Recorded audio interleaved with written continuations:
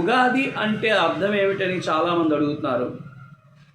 తెలుగువారి నూతన సంవత్సరం ఉగా అనగా నక్షత్రం గమనం లేదా సృష్టి, ఆది అనగా ప్రారంభం అని అర్థం.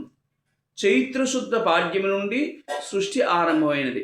బ్రహ్మదేవుడు ఆ రోజున కాలగణాన్ని సృష్టించారు నమ్మకం. ఈ పండగ వసంత ఋతువులో కొత్త జీవితాన్ని, ఆనందాన్ని నాందిగా ఉంటుంది.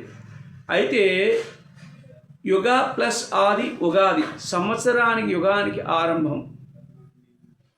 6 రుచులు తీపి, పులుపు, కారం, ఉప్పు, చేదు, వగరు సమ్మేళనంతో కూడుకుంది ఉగాది పచ్చడి.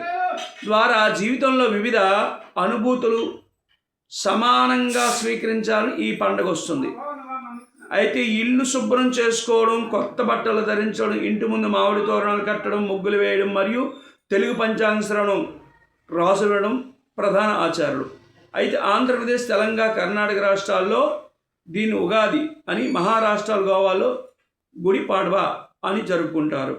అయితే ప్రకృతి పచ్చనంతో కలకల్లాడే వసంత కాలంలో శాలివాహన శకం ప్రారంభమై చైత్రశుద్ధ పాడ్యం రోజున ఈ పండుగ జరుపుకుంటాం.